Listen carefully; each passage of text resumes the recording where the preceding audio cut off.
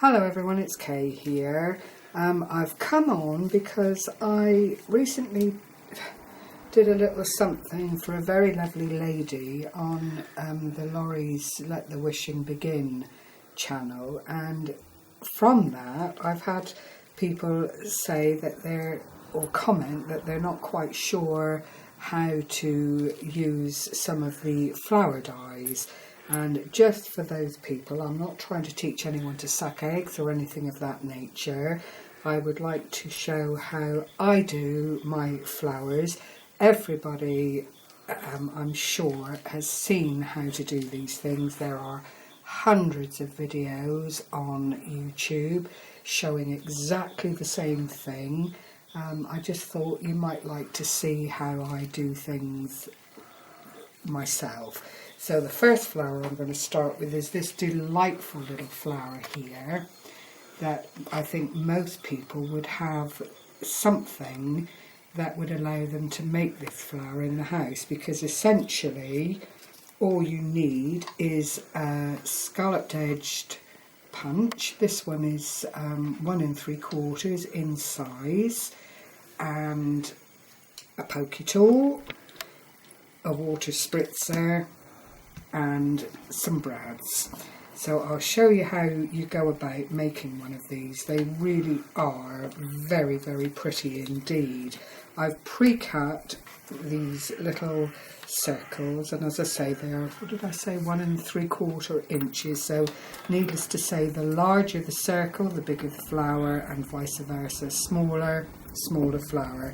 And all you do basically is get 6 cutouts like so. I'm not using a mat today because I actually need my table protector to make all of this possible. My water spritzer, which the camera crew bought for me a little while ago, and it's actually a glass container with a window so you can see when you're getting short of water, and you literally just spray lightly the flower pieces, pick them all up and screw them up like this.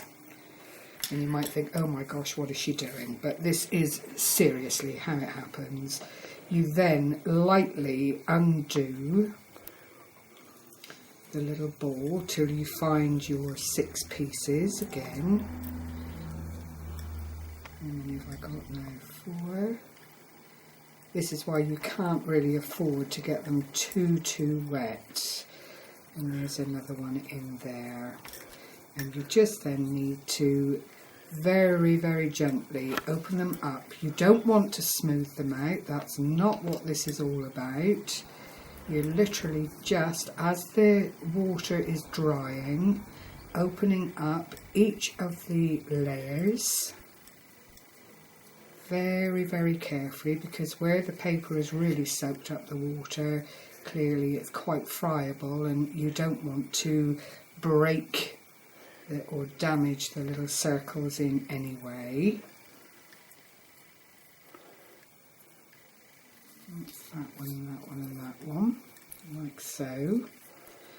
I'm not going to open up them any more than that, and I'm just going to, while I go on to something else, let those dry out a little bit, which is quite important because you do need them to be relatively dry to be able to go through the next stage. So we'll go on to another flower that was very much appreciated by my lovely lady, and this is a dye. I am so sorry, I can't tell you who the manufacturer is because I've had this dye for a long time.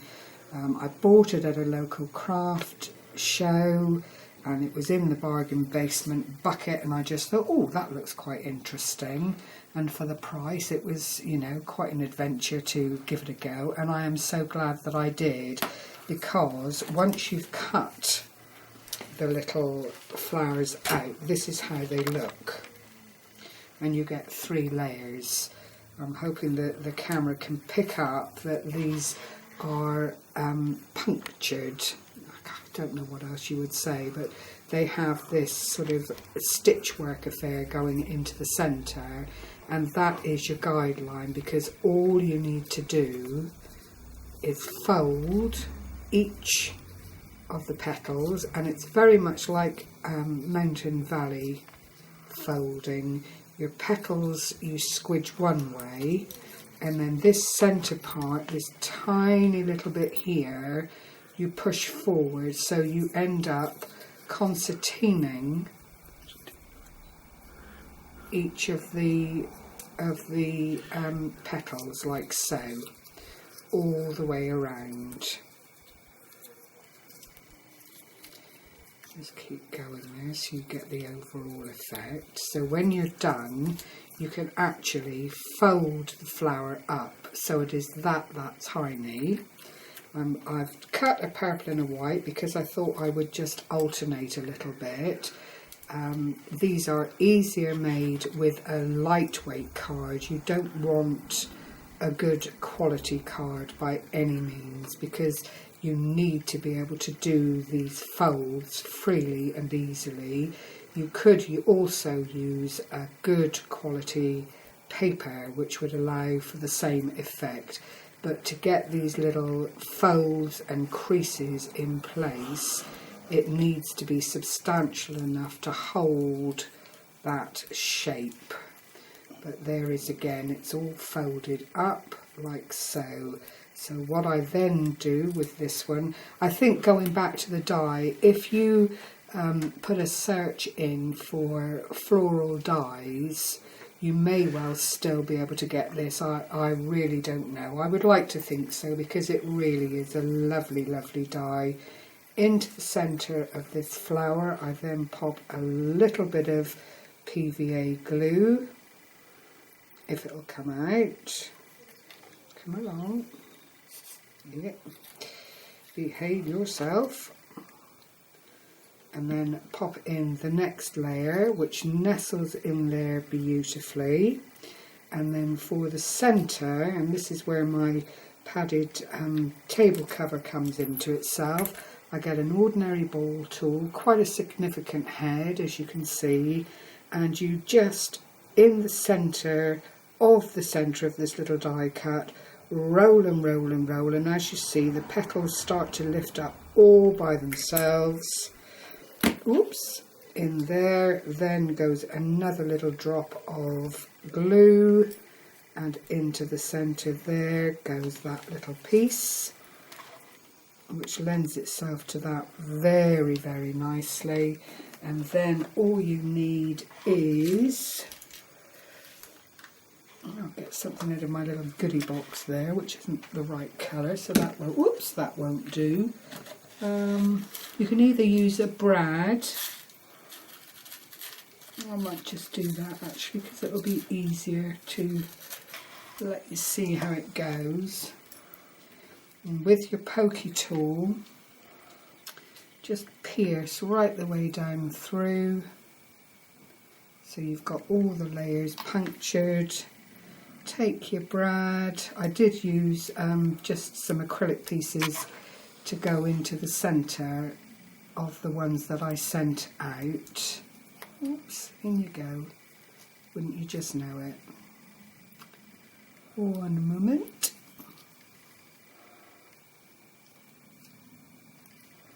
Doesn't want to do it, but we're getting there. A little bit of brute force and determination goes a long way. Open out the legs on the bottom, and then squidge your flower back up into shape, and there it is. Very, very simple, very, very pretty. And then there's enough there to do the reverse on another flower, and I think you'll agree they're really quite beautiful when they're put together.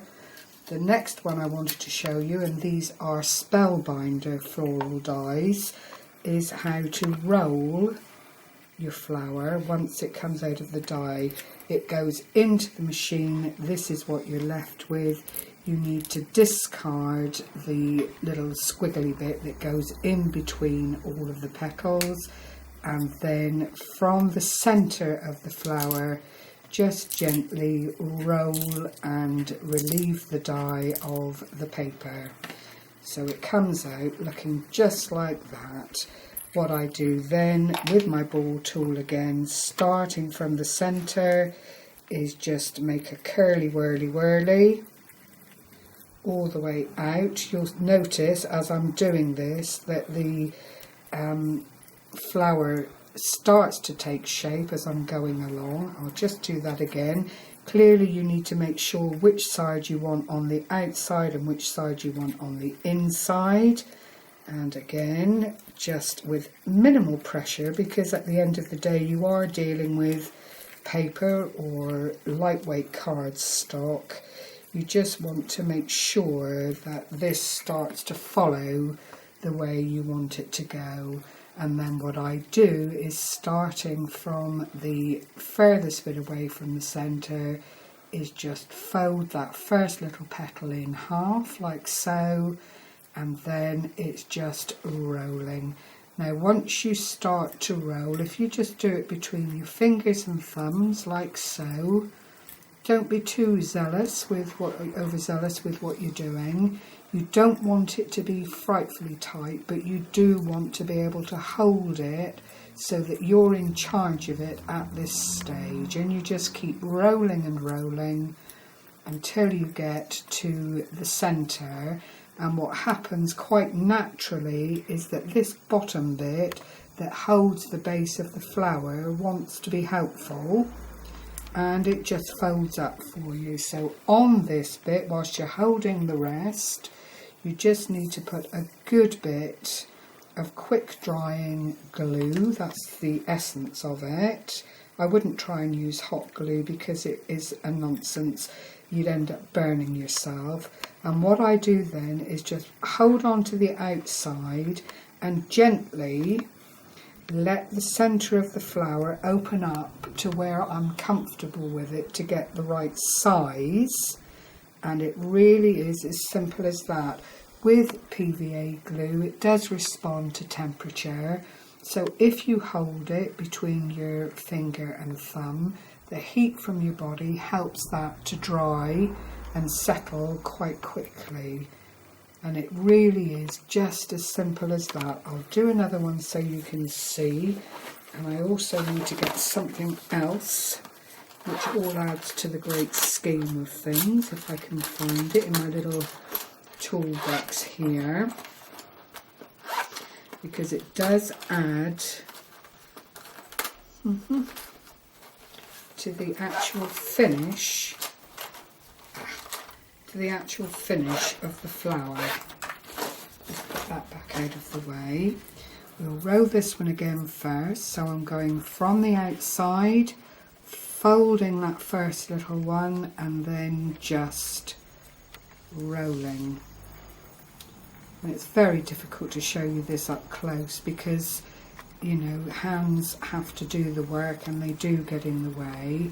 But you'll notice I'm not adding any glue anywhere along the way. The only place that I add the glue is in that centre piece at the very end. And again, it's risen to show me where I need to place all the little petals. A little bit of PVA glue, let it down, lift my finger off the top but hold on to the outside of the flower until it's at a size that I like.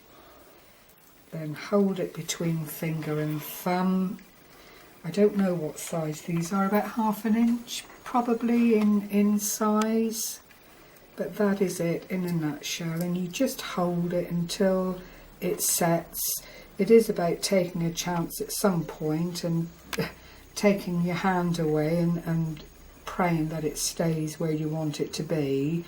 But you know, you do get used to the feel of the glue and how it feels when it's anchored. That one's still letting go a little bit, but I'm not overly concerned because it is an open rose, it's not very tight. And then I've got these lovely little things here that respond when you it's a clamping tweezers, and you squeeze them and they close rather than closing when you squeeze them. They open when you squeeze them, and all I do is put the ends of it over the flower and just take it back, take it back away from the centre and all that does is opens it up, gives it some shape. It's not damaging the anchoring of the rose. Ooh. But you see, it opens it up, and by using these you can either have a very tight rose or you can have a very closed rose. It's entirely up to you. But that is you can do it with your fingers as well.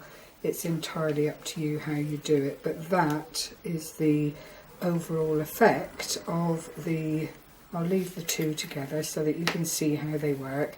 And that is a Spellbinders die, and there were actually 3 in this set. The third one is this larger one here, and it's the same principle. Having punched it out, you then unroll it as before, but it's a lot larger, and I'm actually using vellum in this instance because these flowers do lend themselves to these vellums very, very nicely. Because of the transparency, it gives them such a lovely, lovely look and feel when they're done. Same principle, I've just embossed lightly. I'm now going to start rolling again, and it really is a finger and thumb job all the way, one supporting the top and bottom of the flower and the other just allowing that rolling motion to take place. And you just keep going to the very, very end. Again, the centre is starting to fold up, telling you that, you know, you're getting to where it needs to be utilised. A little bit of glue there. And you just, again, let it open up to where you want it to be. If you're not quite happy, you do have the facility for a short time whilst the glue is still quite malleable to close the flower up a little or open it even more. Oh, that was getting away from me. Vellum is a bit more tricky because it is very, very lightweight, but it does lend itself to making beautiful, beautiful flowers. Just get that one in the centre again. It's not quite opened up as much as I would like it to. And then whilst it's in my hand, to save a bit of time, I'll just roll back the petals a little. Just remember, when you're doing these flowers, nature isn't perfect. She gives us colour and beauty, but if you look at her close up, she's got as many imperfections as we all do. So if it doesn't quite come out the way you would like it to, don't fret about it, because at the end of the day, you know, nature is what nature is, and we are just trying to imitate her at her best. So that's that size, and you see there's very, very little. Once the roses are opened up, there's very, very little in it size-wise. And then there's this other huge one that actually comes on its own. Now this one you really should emboss once you've cut it out, but I haven't done that this time. And what you get then is a little pattern around the outside of the flower, but essentially it's the same thing. If you see this bit, it is, when it's embossed, imprinted onto the flower, but it's non-essential really. It just depends what effect you want from it. Same principle again. You just use your ball tool to start lifting it in readiness for the rock and rolling bit, and then starting at the outside edge again, it's that roll all the way along. Because you've embossed it, as I've said, it really does lend itself beautifully to being put into this arrangement. This is a much bigger rose. It's not one that I have to say I've used a whole lot, because I don't tend to make projects that require something of this size, but in principle it's exactly the same. I've just rolled it, allowed it to open up a little bit. You can go back if you're not happy with the base of the flower and just trim it off if that's what you'd like to do. And this again lends itself beautifully to the leaves being rolled back out. And I suppose if you were making a bouquet or, you know, a real big flower cluster, this would be ideal. I don't tend to wet these dies because I don't really think it's advantageous, but no doubt there are people out there who, for moulding them and so on, will do that. And then all you would do is put something in the centre there if you felt that that was what you wanted to do. Personally, I've also put a hole down through the base, threaded it onto a straw and made a bendy straw and made a little flower head. To me that's a bit more like a daffodil scenario than an actual rose. I'm just going to pop some more glue in there to try and hold it down. Obviously the bigger the rose, the more glue you need. So that's those two on there like that. It really is very much of a muchness. They're very similar. This is the die cut that I showed from my craft fair haul, and it was in the sale. But again, same principle. You cut it out in the material that you want to use. There are actually 4 sizes here which work really well together. Now these I will spritz a little because I'm using card on this one, and this is the front edge of the card, so I'm going to turn it over because it's that side that I want to be able to fold up and alter. Here's my ball tool, and here I just stress and compress the petals. I don't do anything at all to the actual centerpiece of the flower at this stage. So that's one. You see them starting to lift with the pressure of the balling tool. I don't mind if the edges get a little bit creased and interesting because it just all adds to the overall effect of the flower. Now these are all the wrong way up. Any embossing that you do on the underside of the flower basically.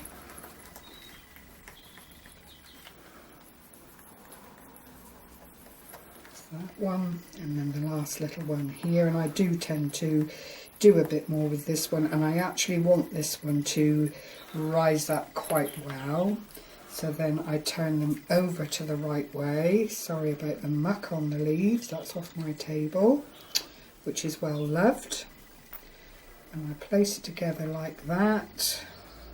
Again, point through. Oh dear.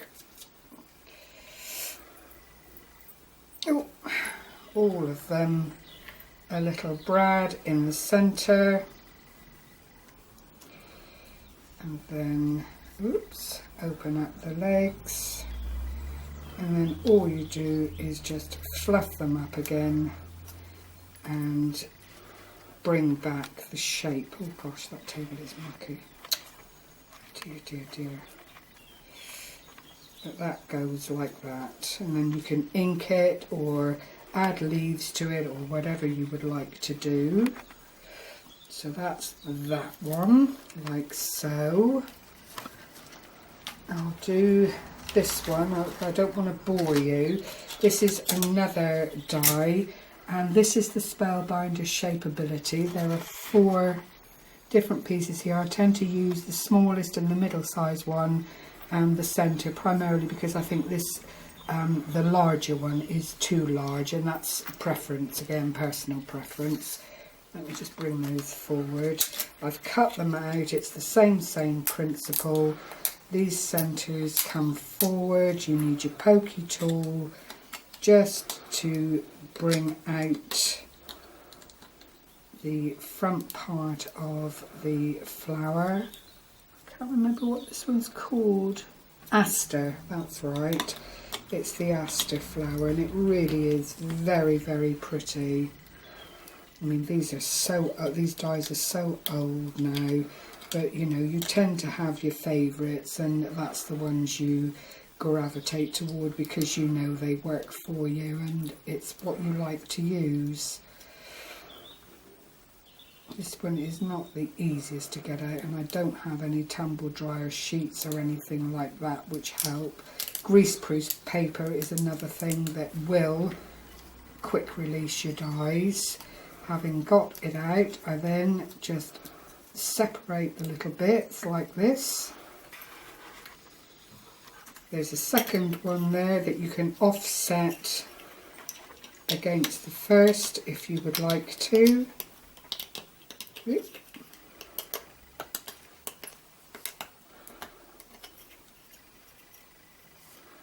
I tend to do single layers on this one, but if you were doing a wedding card or something that required a whole lot of loveliness, then obviously the more layers you use, the better it is when it comes out. Come on. Should have done this beforehand, but I wanted you to see them in their dyes to get the feel of how it all comes together. Okay, so it's the good side of the flower that is nestling in the actual dye. So that would go like that. You would then put your second layer as an offset into the centre, and then this lovely little bit here makes the centre part come out. I'm trying to rush now because of the time. I do apologise, these things can't be done terribly quickly. Okay, so that one comes out. Again, in the centre of this one, I just do a little bit of the ball tool embossing, a little bit of glue here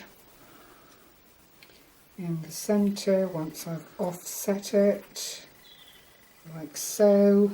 A little bit of glue in the centre, and I think you'll agree it really is, once you've foo-fooed it up a little bit, and you can obviously use different colours and really make it a very, very beautifully decorative flower.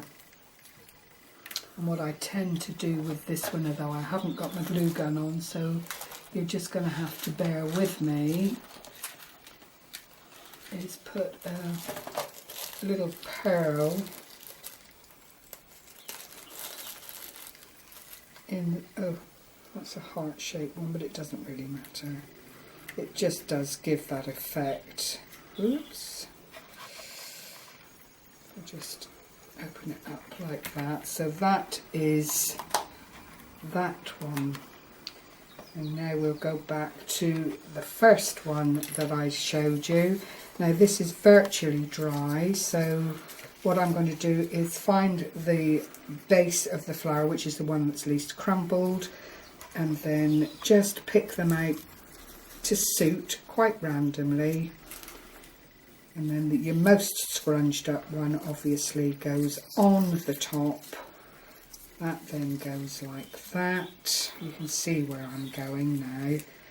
I get my tool, my pokey tool here, and go down through the centre again. You do need a brad for this. I pass the brad through, and by this time, because it's drier and quite a bit more manageable, it's easy to find the centre and get it to hold. Fluff up the flower like so, and then just using a little bit of Distress ink, hold on to the flower wherever you can. A little bit of sponge. I just wash out my kitchen sponges, and thanks to the film crew gave me this fabulous idea. I just wash these out and then cut them up and use them for my distressing. But you'll see how absolutely gorgeous this is. It's not a hugely time-consuming flower to make and lends itself to all sorts of things. In my opinion, it's really quite shabby chic and quite lovely. Now I've put quite a bit of ink on this one. I will spritz it one more time just to see. Sometimes the ink will flow, sometimes it won't. But there are two very delightful, very simple flowers alongside all the dies. So if all you have in your stash is a scalloped edge circle, then you can make flowers and you can do with them as you will. Thank you for sharing this time with me. I hope it's been helpful. If there are any questions, do feel free to contact me. Happy crafting. Bye bye for now.